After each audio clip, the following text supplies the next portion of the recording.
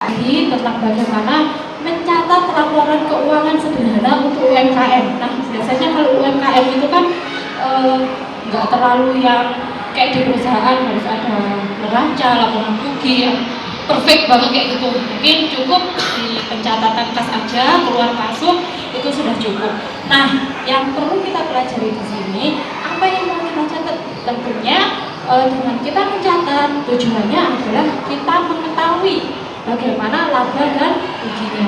Tujuan daripada kita membuka usaha atau berjualan itu apa? Untuk mencari laba atau keuntungan. Nah, seperti itu. Nah, makanya di sini kita akan mempelajari apa itu HPP. Nah, HPP saya rasa di sini ibu-ibu sudah familiar ya mengenai HPP itu apa. HPP itu apa? Ada yang bilang HPP itu harga pokok penjualan. Ada juga yang bilang HPP itu harga pokok produksi. Bedanya apa sih Mbak? Gitu ya.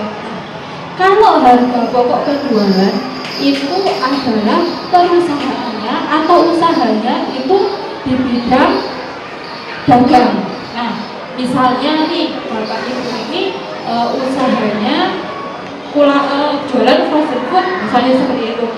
Kulaan ke tempat lain atau kulaan ke agen. Nah, yang nantinya nanti disimpan untuk dijual kembali. Nah, ketika kita kulaan ke agen itu kan sudah ada harganya ya. Nah, nanti situ adalah HPP-nya atau modalnya. Kalau harga pokok produksi itu adalah ketika kita berjualan produk melalui proses produksi. Nah, seperti itu. Untuk pemahaman sederhananya, HPP itu apa? HPP itu adalah modal harga produksi atau harga penjualan itu adalah modal kita berjualan. Nah, pemahaman sederhananya begitu. Kalau saya ngomong tentang HPP adalah komponennya ini, ada biaya operasional pabrik. Nah, saya pusing. Saya ini bukan orang akuntansi, gitu kan misalnya. Nah, kita akan berbicara apa itu HPP dan komponen apa yang di dalamnya. Nah, HPP itu terdapat 3 komponen ya. Yang pertama itu adalah biaya bahan baku. Seperti kita tahu, ketika kita berjualan, terutama kita memproduksi, misalnya ini di F&B ya, kita harus tahu berapa bahan bakunya. Misalnya contoh, kita berjualan mie ayam, misalnya contoh seperti itu. Kita harus tahu tuh biaya untuk bahan bakunya itu seperti apa, bahan bakunya itu apa aja. Nah, bahan baku ini ada 2 macam ibu-ibu ya. Yang pertama adalah bahan baku utama, yang kedua adalah bahan baku penolong seperti itu.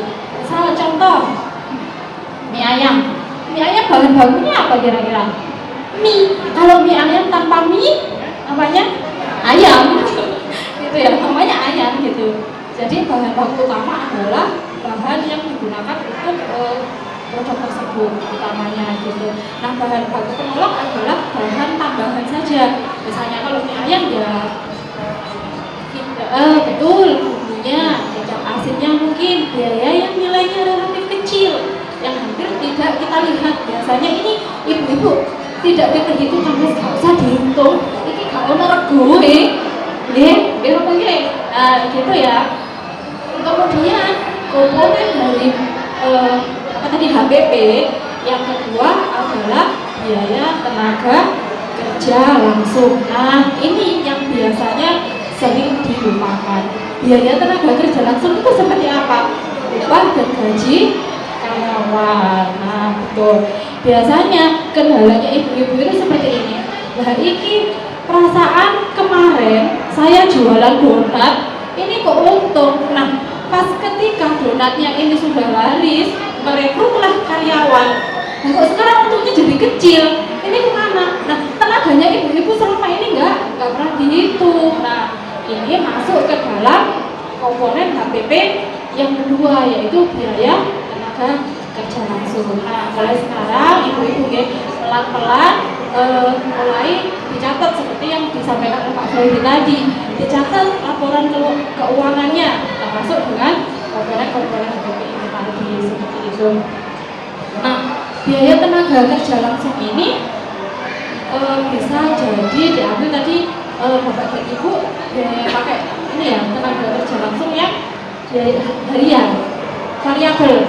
Oke, variabel. Nah, tapi dimasukkan aja gitu. Tapi soalnya gini, kebanyakan itu tidak diperhitungkan. Nah, sedangkan untuk pembayaran gaji di biaya tenaga kerja langsung ini sangat berpengaruh. Nah, seperti itu. Kemudian komponen HPP yang ketiga itu ada yang namanya biaya overhead pabrik. Betul. Apa sih biaya overhead pabrik? Ini kok kayaknya bahasanya kompleks banget gitu, saya nggak paham. Biaya overhead pabrik itu terus anggap aja biaya lain-lain, biaya yang lain-lain di luar biaya bahan baku dan biaya tenaga kerja langsung. Contoh misalnya bahan bakunya kita sudah hitung nih, biaya untuk pembuatan mie ayam kita sudah tahu. Oh, wis pagi pulaan untuk biaya bahan baku itu bahan bakunya ya beli mie, kemudian beli ayamnya, kemudian beli sawinya, kemudian beli apanya ibu-ibu. Misalnya contoh tak tambah pentol, tak tambah ceker, tambah apalah kayak gitu gitu. Nah, kemudian juga untuk gaji karyawannya per hari misalnya si Jono ini tak bayar berapa ya, 50.000 lah cukup gitu. Nah ini BO overhead pabriknya atau biaya lain-lainnya ini yang sering dilupakan. Misalnya contoh LPG, nah kemudian biaya listrik, betul Dewi, biaya listrik, biaya airnya. Nah yang paling penting biasanya bensin, betul. Misalnya nih pagi-pagi tak ke pasar naik sepeda motor, betul. Nah biaya parkir, betul. Nah, ini biasanya terus gak usah dihitung, orang saya ini beli bensin 5 liter misalnya 50.000 untuk 1 minggu. Ini ya apa caranya bagi? Nah kayak gitu. Ini harus juga diperhitungkan. Memang untuk perhitungan HPP atau harga pokok produksi ini tidak bisa ya pas satu unit atau satu mangkok ayam contohnya satu produk ini sudah pasti pas diketahui HPP-nya sekian. Itu memang susah ya menentukannya di situ. Jangankan kita yang sekarangnya masih UMKM, untuk perusahaan yang sudah settle, sudah go public, ibaratnya sudah mempunyai karyawan yang khusus untuk menghitung biaya-biaya yang dikeluarkan untuk proses produksinya. Ini aja masih meleset perhitungannya mereka seperti itu. Tapi minimal kita itu ada pencatatannya, wes gak kosong belum gak dicatat gitu. Nah kalau misalnya kita nggak catat gimana? Untung rugi tahu nggak? Wes ngomong kok intek ya modalku, tambah lagi, intek lagi modalnya, nambah lagi gitu. Nah itu harus yang biasanya sering dilupakan, bensin untuk riwa-riwi. Nah itu. Nah pulsa, betul. Kalau misalnya online jualannya pakai ini di share di grup. Kalau misalnya nggak ada pulsanya, bisa nggak kira-kira kita share? Pakai wifi mbak, soalnya wifi-nya kan juga beli, wifi-nya tonggol, bisa popo. Gitu ya. Kita cari ke mana ya pak yang biasanya ada wifi gratis. Wes tak neng warkop wes, ya nggak apa-apa kalau gitu. Di kampus, nah biasanya nih itu ada saya jualan di kampus, ada di tempat kerja cari nempel wifi gitu. Nah seperti itu ibu ya gambarannya untuk harga pokok konsumsi dan pentingnya kita mencatat. Nah tujuannya apa? Untuk mengetahui apakah usaha yang kita lakukan, jualan yang kita lakukan ini rugi atau laba. Nah, kalau misalnya laba enak ya kan, jadi nanti ini laba kesekian, berarti usahanya bagaimana. Nah kalau misalnya rugi, harapannya kita akan mengetahui dan kita akan menyusun strategi untuk kedepannya. Wah, ini rugi ternyata. Kira-kira kedepannya enaknya kayak gimana ya? Ini saya cuma jualan burger aja, ternyata rugi. Burgernya ini lama-lama anak-anak ini bosan. Tadi ibu yang jualan burger, ibu biasanya kan anak-anak SD, anak-anak sekolah itu kan gampang bosan. Sekarang dikasih burger, besok dikasih burger lagi, bosan, terus nggak mau deh. Anak-anak kecil kan kayak gitu biasanya. Kalau misalnya kita tahu dengan kita mencatat tadi, kita misalnya tahu nih kita rugi, besoknya kita punya strategi kita menciptakan varian-varian baru. Misalnya Iki arek-arek iki tak kei burger wis bosan. Wis aku tak jualan sosis kok kayak burger. Misalnya contoh seperti itu. Nah, ini nyambungnya ke strategi marketing yang kemarin sudah disampaikan oleh Bu Novi dan Bu Kubu. Nah, kembali lagi ke HPP. HPP ini kita bisa menghitungnya dengan dua metode, yaitu full costing dan variasi costing. Full costing, misalnya contoh cara menghitungnya seperti apa? Aduh mbak, posisi gue bahasa deh, konting banget gak paham. Wes gampangannya gini, kalau full costing itu kita hitung mulai dari biaya bahan bakunya berapa. Misalnya biaya bahan bakunya untuk hari ini aku mau belanja, ini epok-epoknya usahanya wis gede ya, kita boleh bermimpi yang setinggi bikin. Kita cewek-cewek kan hobinya bermimpi.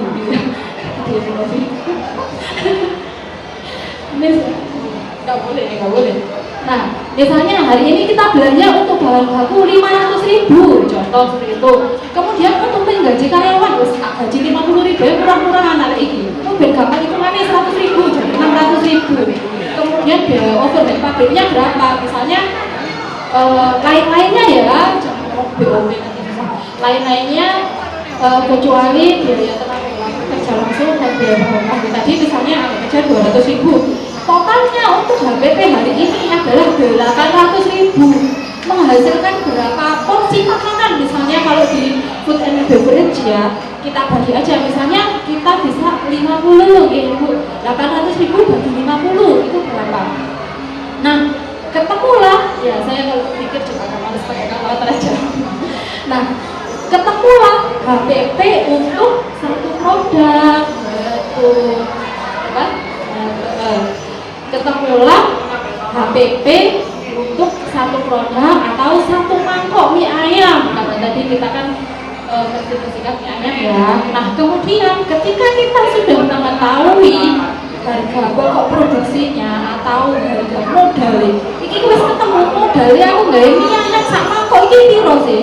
Nah, kan enak ya dulu. Kalau kita sudah tahu modalnya 5.000 misalnya contoh, wes enaknya tak dol piro ya, wes tak dol sing luaran ae.